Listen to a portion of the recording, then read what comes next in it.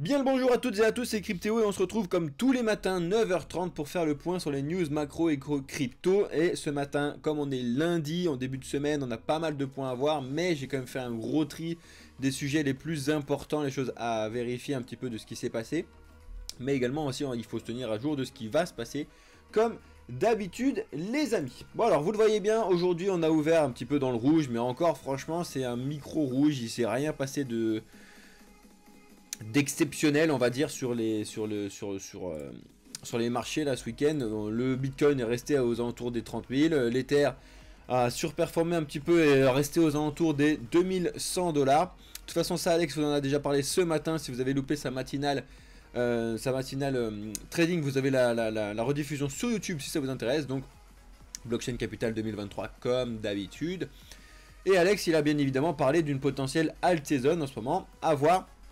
Il a aussi évoqué le fait de potentiellement retracer un petit peu Bitcoin pour aller venir combler la FVG qu'on a laissé un petit peu plus bas. Bref, vous avez tout ça comme vous l'a dit Alex là-dessus si ça vous intéresse. On peut remonter 2 secondes, vous voyez bien que l'Ether il surperforme un petit peu le Bitcoin, pas de souci. Je vous montre un petit peu de graphe comme d'habitude pour être bien au courant de ce qui se passe. Voilà, Alex il vous dit qu'il faut combler cette FVG là, donc revenir sur les 28 800, donc ça fait perdre 1000 balles. C'est pas énorme, hein, c'est pas très loin, pour potentiellement rebondir dessus et repartir à une hausse plus saine. Franchement c'est à voir, les volumes, niveau volume on est toujours dans la panade totale, hein. Encore qu'on a eu un peu d'évolution, mais bon c'est pas non plus fifou, on a eu un petit peu d'évolution mais pas fifou. Bref, donc à suivre, à surveiller, on a eu pas mal de petits points importants ces derniers temps là, juste je vous le rappelle. On a eu le FTT qui a complètement pété un câble, vous savez, parce que le FTX a annoncé à récupérer 7,3 milliards de dollars et potentiellement relancer son exchange. Vous allez voir, il y a une news à ce sujet là, donc restez bien sur la vidéo. Et ensuite on a eu, je l'ai sorti juste, vous allez voir, on va en parler juste après, mais notre très cher ami Aptos SDT, je t'ai dit. On va prendre sur Binance par exemple, on s'en fiche. On a eu un petit coup de chaud là sur Aptos, je crois que c'était vendredi 14 avril, je vous montrerai pourquoi la news. Enfin, c'est pas un coup de chaud, c'est un coup de up là, et je vous montrerai pourquoi ça tout à l'heure, donc restez bien connectés pour les news les amis. Bon niveau crypto, on est bien du coup dans le rouge en ce moment, mais vous voyez quand même que sur 7 jours, on a quand même de belles progressions sur Ether, sur Bitcoin, etc. Donc voilà, en termes de news macro éco cette semaine, on va dire qu'on est sur une semaine un peu calme, même s'il y a quand même des news comme d'habitude. Alex il va vous en parler, hein, on va discuter là-dessus, mais en termes de news d'importance 3 étoiles, on est un peu plus calme cette semaine. On a eu des news importantes la semaine dernière, vous savez bien quand même que le 3ème semaine à chaque fois des mois il y a un peu de trucs un peu plus calme en fonction de ce qui se passe, mais bon bref, Alex vous en a déjà un petit peu parlé ce matin. Donc on va pas rester 1000 ans là-dessus, le but du jeu c'est de voir un petit peu les news. Bref, vous avez vu que cette semaine ça va être un petit peu plus calme, donc on va voir ce qui va se passer côté marché, peut-être attendre plus un petit peu des événements externes à des news annoncées. On va voir ça ensemble. Alors première news, vous l'avez peut-être sûrement vu, on a encore et toujours des hacks côté finance décentralisée qui continuent d'être mis en place, développés. Alors c'est bien et pas bien, je fais que de vous le dire. Là pour le coup c'est Undred Finance qui a perdu, qui s'est fait voler 7,4 millions de dollars. Donc c'est pas non plus énormissime. Ok, ça fait chier, c'est machin, sur des petits trucs comme ça c'est un peu compliqué. Mais c'est pas énorme non plus. Salut GG, salut Moonboy. Il faut pas oublier que c'est bien et pas bien. Parce que c'est bien dans le sens où il vaut mieux que ça arrive au début du protocole de DeFi mis en place par la DeFi en question, pour justement combler toutes ces lacunes là pour après quand on aura une adoption de masse, une adoption massive. Il faut que ce soit tout ça, il faut que ce soit réglé à l'avenir. Donc dans ce sens là c'est bien. Et dans l'autre sens forcément bah, c'est des gens qui perdent de l'argent, qui vont galérer à les retrouver. Faut mettre en place, je sais plus comment, enfin je sais pas comment il est mis en place la récupération sur Undred Finance, etc. Est-ce que les gens sont indemnisés en termes d'assurance, ce genre de truc. Je connais pas celui-là, Undred Finance, on demandera à Nico et à Mathéo. Qui va, du coup Mathéo est revenu, vous allez voir que vous allez avoir beaucoup plus de contenu DeFi en termes de live gratuit et aussi pour les VIP. Donc franchement, restez bien connectés sur la partie DeFi, vous allez apprendre pas mal de choses, surtout que c'est une des parties les plus importantes, je trouve, dans le monde des cryptos, parce que c'est un investissement moyen long terme et il faut savoir le maîtriser, savoir comment ça fonctionne. On enchaîne, on a encore eu, alors il y a plusieurs news de fuite un petit peu cet week-end. Alors c'est pas des fuites très importantes encore que, mais c'est des fuites là pour le coup sur MetaMask. C'est des fuites de données personnelles. Alors moi perso, je sais pas comment vous faites votre truc là, mais déjà ce soir pour les VIP, donc pour ceux qui ont pris la partie VIP du Discord, vous avez toutes les informations dans le Discord. Bref, c'est un abonnement mensuel. En plus de tout ce qu'on vous offre ce soir, vous avez un cours spécial privé du coup sur la sécurité. On va beaucoup parler de MetaMask. Et pour le coup, ceux qui se sont fait voler leurs données sur MetaMask, c'est ceux qui ont donné des données sur MetaMask. C'est assez drôle, mais en fait, sur MetaMask, tu le fous en extension. Moi, perso, MetaMask, ils ont rien en fait. Enfin, en termes d'informations, ils ont pas grand chose. Je sais même pas s'ils ont mon mail ou un truc comme ça. Dans le pire des cas, ils prennent ton mail. Bah écoute, de toute façon, il faut toujours filtrer ses mails. Il faut faire très très attention aux mails de phishing. Mais ça, c'est pas que MetaMask, c'est n'importe quel truc dans le monde sur internet. Donc, il faut faire attention.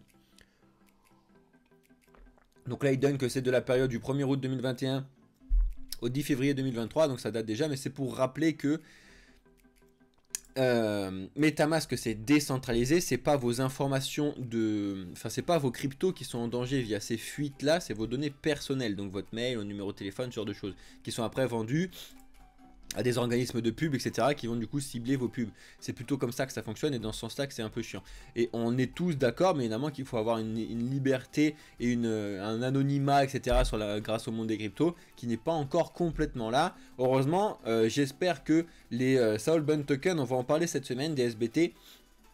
Encore une fois, je vous ai déjà présenté ça, mais on va revenir dessus à chaque fois. Vous savez qu'on revient sur les sujets au bout de 2-3 semaines, etc. Parce que c'est très important. Bref, les SBT sont potentiellement une solution à ce type de problème-là. On enchaîne avec Elon Musk. Alors, de Elon Musk, il nous a fait deux petites pépites ce week-end. Première pépite, donc, enfin, c'est que vous savez qu'il est en train d'avoir une grosse bataille sur le fait qu'il faut faire une pause sur l'intelligence artificielle pendant au moins 6 mois. Donc, il a signé une pétition avec un des cofondateurs d'Apple, Steve Wozniak, etc. Bref, il n'y a pas eu beaucoup de signatures, ils sont à 22 000 signatures, quelque chose comme ça.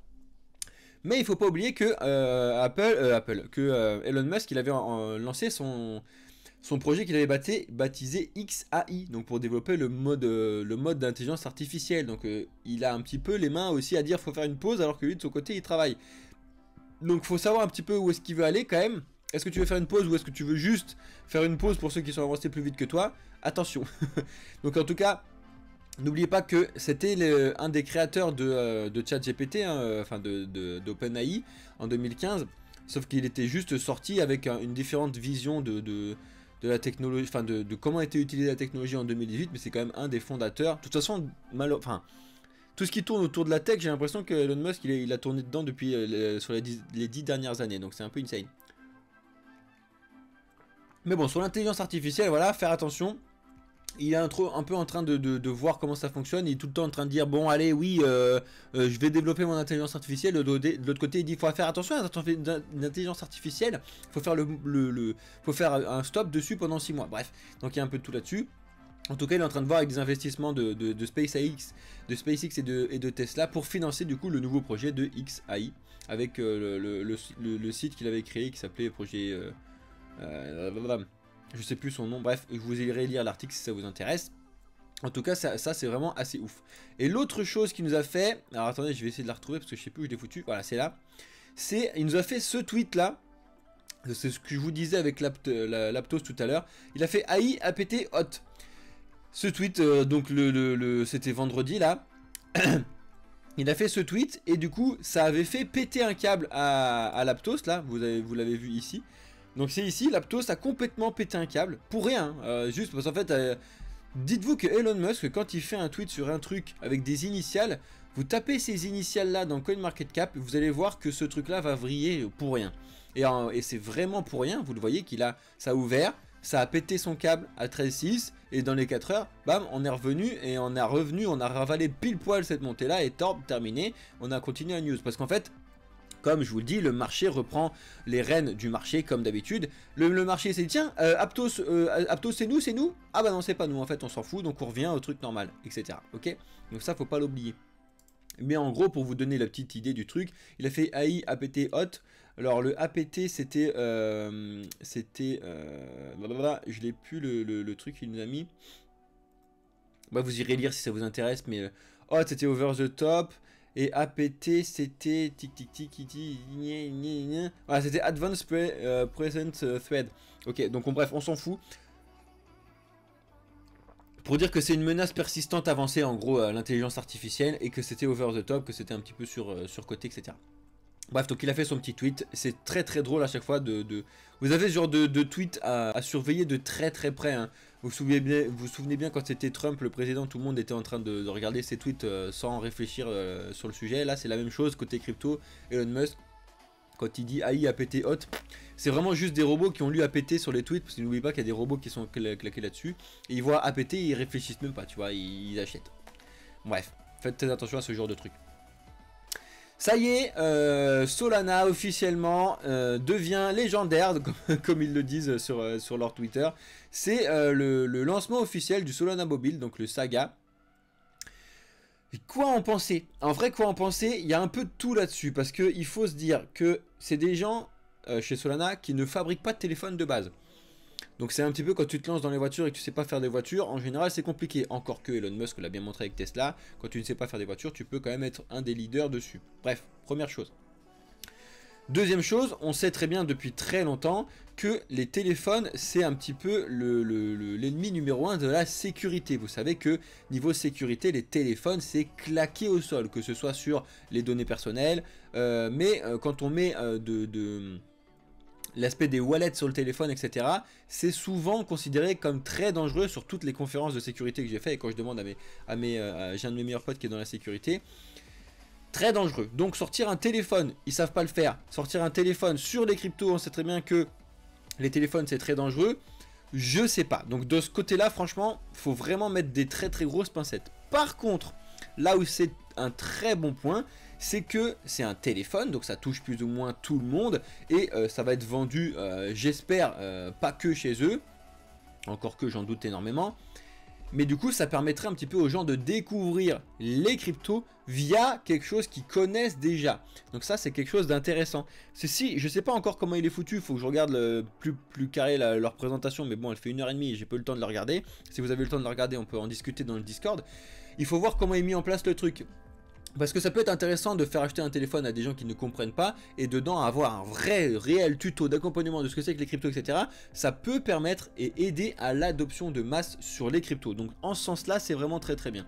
Donc franchement, à voir, à voir. Je suis très loin de vouloir en acheter un tout de suite, hein, ça c'est clair. Mais on va voir comment ça fonctionne.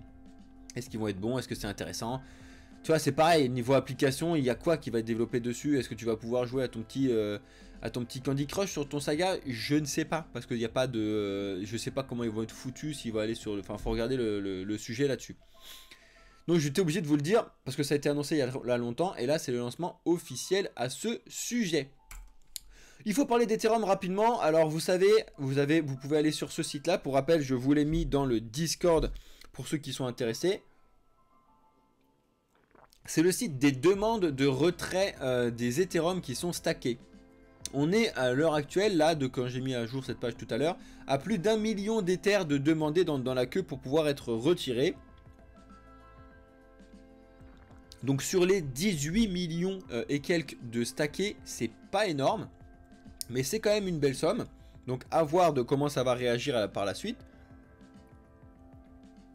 N'oubliez pas que ça c'est des demandes qui sont sur une liste d'attente, et puis après c'était la mise en place de pouvoir sortir. Donc vous le savez que Binance c'était le 19 avril, 18 avril, je crois que c'est demain ou après-demain, qui commence à faire les retraits. Il y avait Kraken qui a commencé aujourd'hui ou quelque chose comme ça. Donc n'oubliez pas que ça a été mis en place propre et sainement pour justement pas créer de la panique pour rien à ce sujet. Et n'oubliez pas, encore une fois, je vous le rappelle, que seulement 40% des 18 millions d'Ethers qui étaient stackés sont rentables. Donc on est quand même très très loin des 40% encore là. Parce que 1 million sur les 18 millions de stackés, on est très loin des 40%. Ça ne veut pas dire que c'est les 40% qui font de l'argent, qui vont pouvoir les vendre, etc. Comme d'habitude. Là, c'est plutôt des retraits souvent de plus-value de ce qu'ils ont fait pour rembourser un petit peu l'investissement qu'ils avaient fait il y a 1-2 ans. Donc à surveiller les amis. Sinon vous avez un superbe article à ce sujet du coup sur Cryptos si ça vous intéresse. Surtout parce que il vous donne un petit peu le nombre d'entrées face au nombre de sorties, etc. Ça peut être intéressant d'aller voir cet article si ça vous intéresse sur Cryptos. On enchaîne justement, c'est ce que je vous disais tout à l'heure, sur les news sur le FTT. FTX n'a pas retrouvé tous les fonds qu'ils avaient dessus. Donc oui, ils en ont retrouvé 7,3 milliards, ça oui, mais pas tous. Donc on n'est pas en train de relancer FTX. Ou du moins, c'est pas prévu tout de suite. Ils ont démenti la news, comme vous le savez. Donc ça a été démenti le 14 avril. Donc c'est aussi pour ça que sur le FTT, vous voyez qu'à partir du 13-14 avril, on a plus ou moins retracé un petit peu. Encore que, vous voyez qu'on est encore loin du point d'entrée des 1,30, on est sur du 1,80. Donc là, comme d'habitude, c'est pas parce que vous voyez une news, vous voyez que ça date déjà un petit peu du 14, donc c'est vendredi. Est-ce que là, le FTT va retracer pour refermer la fake potentielle news à ce sujet-là et on va repartir à partir du 1,35? On ne sait pas, les amis. Faites attention à ceux qui foutent des shorts à foison en ce moment pour penser que ça va remonter là-dessus, redescendre là-dessus. Et faites attention également, on voit les deux hein, dans les commentaires, que ce soit sur les commentaires des vidéos ou dans le Discord, des gens qui disent c'est bon là ça on a bien retracé, on a retracé la moitié du truc, est-ce qu'on est reparti pour repartir sur To The Moon sur le FTT? Il y en a plein qui long, il y en a plein qui short, c'est d'ailleurs pour ça que ça galère un petit peu à retomber entre guillemets, enfin à descendre là, parce que justement on a une bataille acheteur-vendeur comme d'habitude. Donc faites vraiment très très attention comme d'habitude quand vous allez trader sur ce type d'informations là. On enchaîne. Juste, voulez vous tenir encore au courant de cette petite news sur XRP. On va parler pas tous les jours, mais je sais que souvent, parce qu'on est tous tenus là, comme ça, de savoir qu'est-ce que va faire la juge Torres à ce sujet-là. Est-ce qu'elle va pouvoir nous lancer là-dessus? On avait vous voyez pas un fil, c'est trop tôt pour mettre un short, mais bon, c'est clair. Bref, donc XRP, vous savez très bien que c'est la juge Torres qui a entre ses mains la décision XRP de ce qu'elle va faire, de ce qui va être gagné ou pas. Pour le coup, John Deaton, comme d'habitude, fait que parler de lui. Là, c'est un avocat spécialisé dans le monde des cryptos. Si ça vous intéresse, il a donné 4 points classiques potentiels mis en place qui sont du coup sur cette news-là. Si jamais vous avez envie d'aller le voir, je vous mettrai ça dans le Discord tout à l'heure. Mais c'était pour vous rappeler que c'est la juge Torres qui décide. Et elle n'a pas annoncé de jour de quand est-ce qu'elle va annoncer justement que c'est gagné, pas gagné, mise en place, etc. Elle n'a pas de jour, donc ça peut être comme d'habitude, il faut que vous le répétez, ça peut être aujourd'hui, ça peut être demain, ça peut être dans 6 mois, on n'en sait rien, on verra. Par contre, ça va forcément faire du bruit dans n'importe quel sens, qu'il gagne ou qu'il gagne pas, ça va forcément faire du bruit. Pour l'instant, ce qui a été pricé par le marché, vous le savez, côté XRP, c'est le fait que ce soit gagné pour le coup, pour l'instant. Ça a été pricé. Ça a été pricé depuis très très longtemps. On était sur du 0,37, on est monté sur du 0,51. Vous le savez que sur du moyen terme, les 0,51, on en parle depuis très longtemps. Parce que c'est important de voir que la zone, la 51-52, elle est depuis très longtemps une grosse résistance très importante. On avait essayé de la péter là l'autre fois, et en fait on est resté dessus. Donc à voir. Par contre, effectivement, est-ce que si on a une annonce que comme quoi tout est bon, tout va bien, est-ce que ça peut repartir? Encore une fois, on ne sait pas, parce que n'oubliez pas que XRP a pris un énorme retard par rapport à ses concurrents sur l'ISO 20022 par exemple, etc. Et par rapport à ce qu'il veut faire de remplacer le réseau Swift, justement à cause de cette attaque depuis des années où ils n'ont pas pu se développer comme ils voulaient. Donc attention à tout ça. On annonce, et ça c'était la deuxième news sur les fuites que je voulais vous dire tout à l'heure, quand je vous ai parlé des fuites sur Metamask, il y a eu, grâce à la mise à jour, enfin à cause de la mise à jour Shanghai, des potentiels, on dit bien potentiels, avec des très très gros guillemets de partout. C'est Justin Drake, du coup, qui travaille en tant que en tant qu'un chercheur dans la Ethereum Foundation, qui dit que, attention, à partir du moment où on a mis en place la mise à jour Shanghai, il y avait des potentiels risques de tracking d'IP adresse.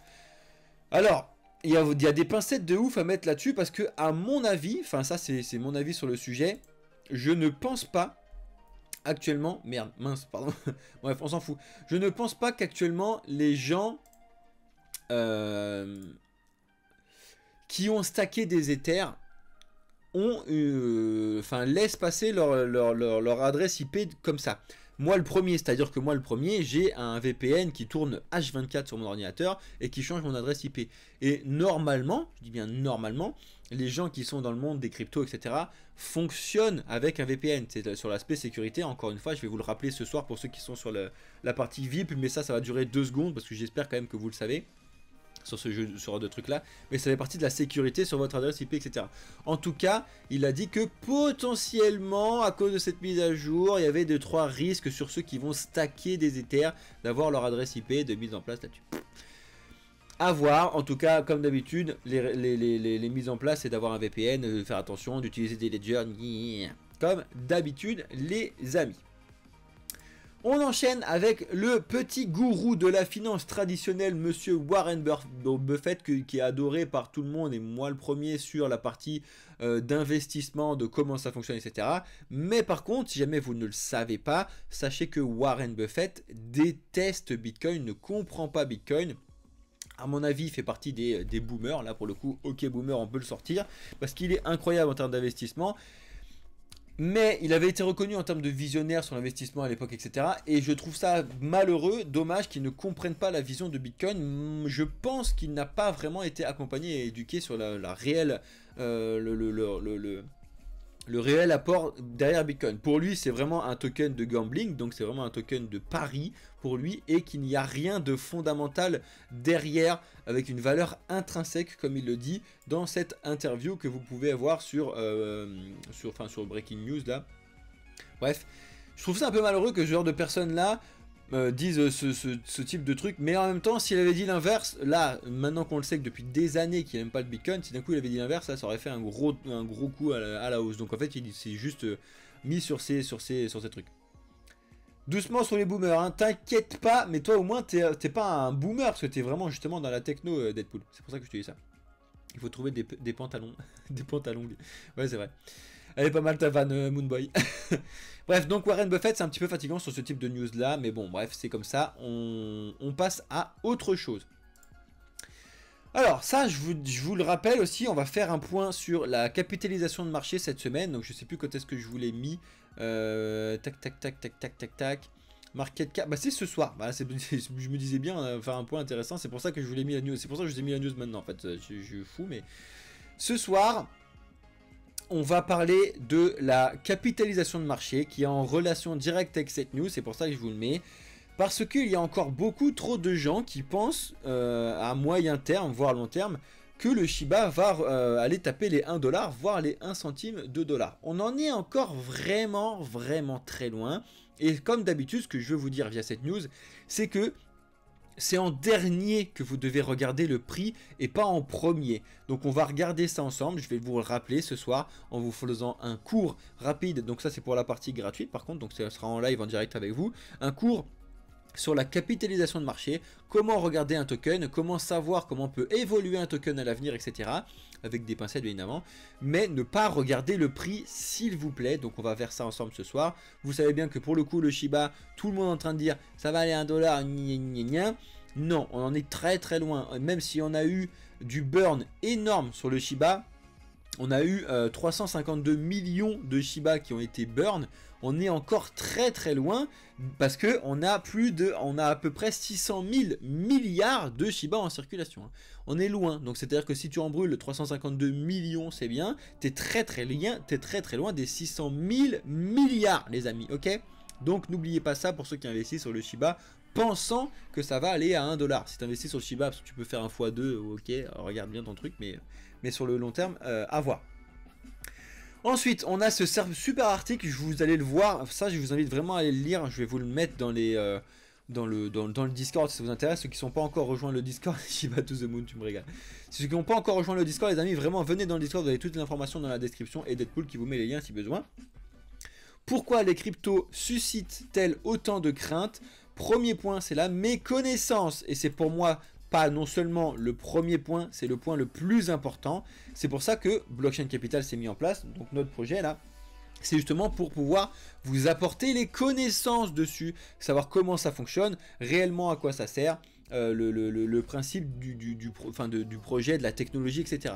C'est le point le plus important. Après, la volatilité, certes, c'est quelque chose, mais la volatilité elle est comprise quand vous voyez le premier point, comme d'habitude. La réglementation, c'est pareil, c'est un point important, mais elle est comprise quand vous comprenez enfin, que vous avez mis en place, comment ça fonctionne les cryptos, etc. Et enfin, il faut vaincre du coup ces peurs sur les cryptos. Et encore une fois, vaincre ces peurs sur les cryptos, c'est régler si vous comprenez ce que c'est que réellement l'aspect des cryptos. Donc je fais que de vous le répéter, il faut que vous soyez accompagné. Et chez nous, chez Blockchain Capital, on vous propose de le faire. Que ce soit gratuitement ou un accompagnement personnalisé pour aller plus loin avec l'offre VIP que vous retrouverez sur notre site ou sur le Discord. Allez voir ça si ça vous intéresse, vous avez toutes les informations de ce que ça procure, entre autres déjà des cours du soir. Donc juste ça, c'est exceptionnel. Mais bon, bref. N'oubliez pas que le plus important, c'est d'avoir un accompagnement personnalisé sur le secteur des cryptos. Sinon, vous allez dans le mur, les amis. On finit du coup, est-ce que c'est la dernière news? C'est ça, dernière news, on finit, vous l'avez bien vu, en 2022, Alex vous l'a rappelé, je vous l'ai rappelé, c'est le moment de déclarer ses taxes côté crypto. Et en 2022, pour le coup, on est sur du 99,5% de crypto, des investisseurs qui n'ont pas déclaré leur crypto. En même temps, il ne faut pas oublier que quasiment tout le monde a perdu de l'argent dans le monde des cryptos en 2022. Donc en même temps, c'est normal que les gens n'aient pas déclaré des trucs quand ils ont perdu. On déclare que ce qu'on a gagné, bien évidemment. Donc on va vous faire des lives. Je ne sais pas si on fera ça cette semaine, plutôt peut-être semaine prochaine. On va vous montrer comment déclarer ces plateformes et déclarer ces cryptos. Voilà les amis, on a fait les points sur les news, je vais maintenant répondre à vos questions. Merci Deadpool pour avoir mis le Discord. Donc je vais faire l'outro pour la vidéo YouTube. Ceux qui sont sur YouTube jusque là, merci à vous. Lâchez un like, un commentaire et abonnez-vous si ce n'est pas déjà fait comme d'habitude les amis. Et restez là, ceux qui sont connectés sur TikTok et sur Twitch. Je vais répondre maintenant à vos questions, interrogations sur les news du jour et voir un petit peu les points ensemble. Donc merci à vous d'avoir suivi la vidéo sur YouTube. Je vous souhaite une excellente journée. C'était Cryptéo et on se retrouve très vite pour de nouvelles vidéos comme d'habitude. Ciao!